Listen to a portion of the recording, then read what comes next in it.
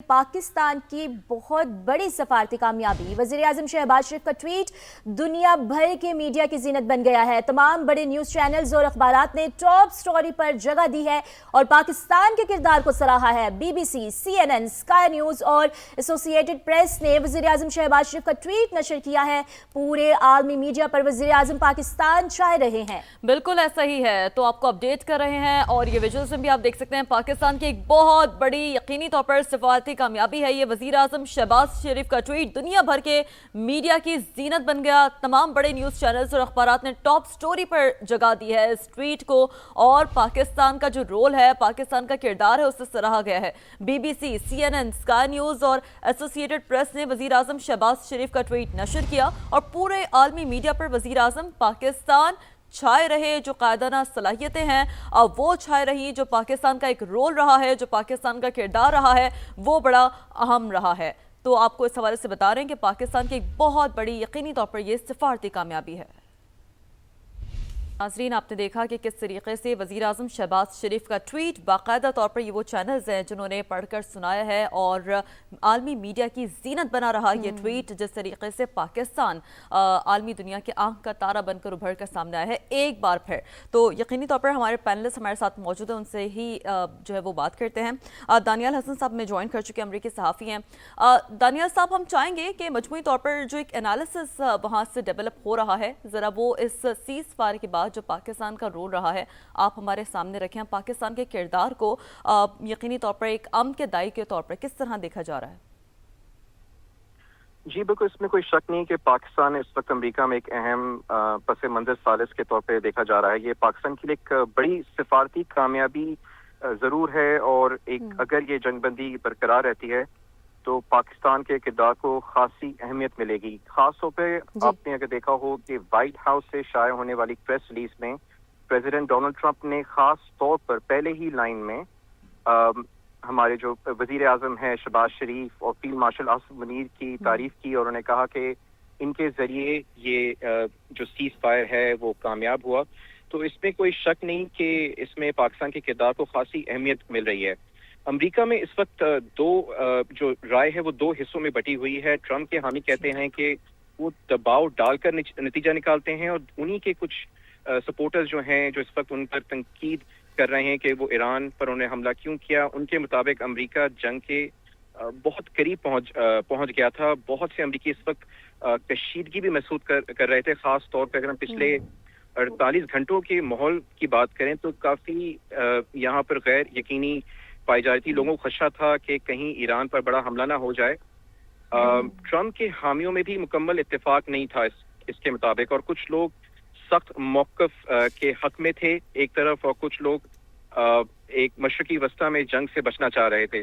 मगर जहाँ तक पाकिस्तान का ताल्लुक है, पाकिस्तान में हम देखते हैं कि काफ़ी मस्बत जो है अंदाज से पाकिस्तान को यहाँ पे देखा जा रहा है, क्योंकि माजी में हम देखे हैं कि अमरीकी हुकूमत ने पाकिस्तान के जो इमेज था वो अमेरिका में वो कुछ मनफी पेश किया। मगर इस मामले के बाद हम देख रहे हैं कि पाकिस्तान को पाकिस्तान का एक बड़े बहरान को कम करने में किरदार अदा किया है। इससे काफी जो है उनको फायदा हुआ है। दुरुस्त बात है। तो बाबर साहब, ये आपकी वाली गुफ्तगू को लेकर दानियाल साहब मैं आगे बढ़ती हूँ। बाबर साहब आपकी जानिब आती हूँ। जैसे कि दानियाल साहब भी यही कह रहे हैं ना कि एक डेफिनेटली दो अलग आरा हैं जो वहाँ पर अमेरिका में पाई जा रही हैं, लेकिन बहरहाल हमने ये देखा कि बहुत ज़्यादा जो एक ह्यूमैनिटेरियन क्राइसिस इससे बढ़ा आगे। उस हवाले से तो एक ह्यूमैनिटी भी यही तकाजा करी थी कि जंग बंदी हो, सीज़ फायर हो।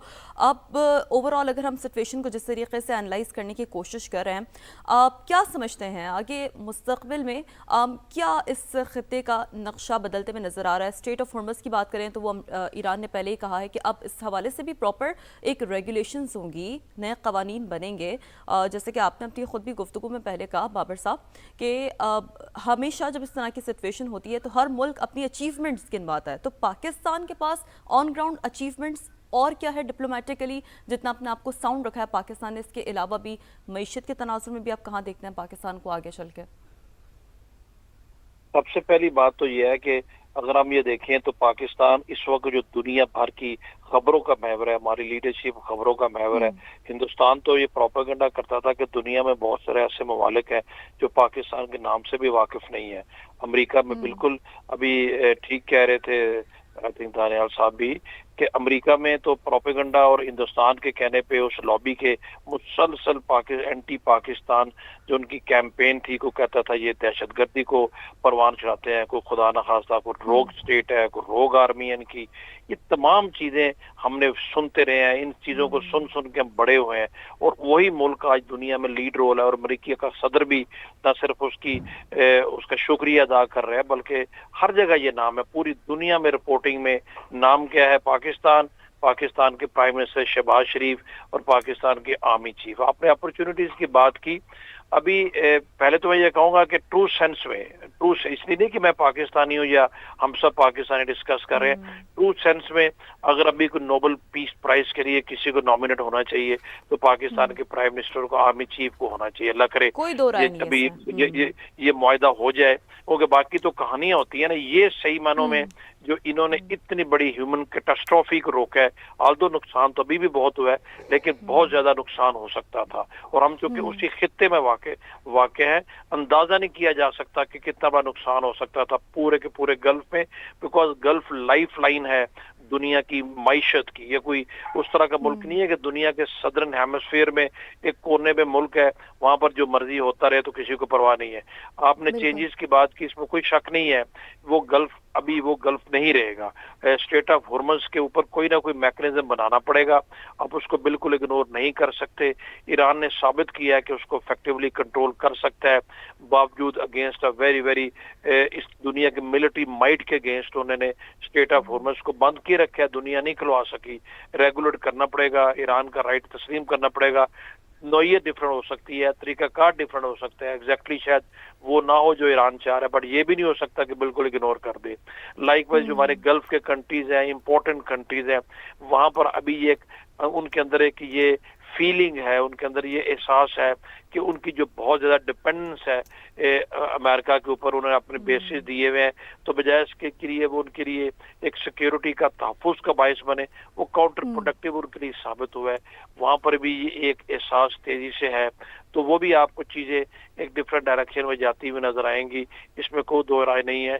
اور اس خطے میں جو پاکستان کی حیثیت ہے in connection with Afghanistan, in connection with India, in connection with rest of the south Asia, اس کو بھی ابھی دنیا کو تسلیم کرتے ہوئے جو بہت سارے معاملات اور بھی ہیں جو پینڈنگ ہیں، جو کہ کسی بھی وقت ایک بڑے تنازع کا، ایک جنگ کا باعث بن سکتے ہیں، ان کو بھی ابھی غور کرنا پڑے گا.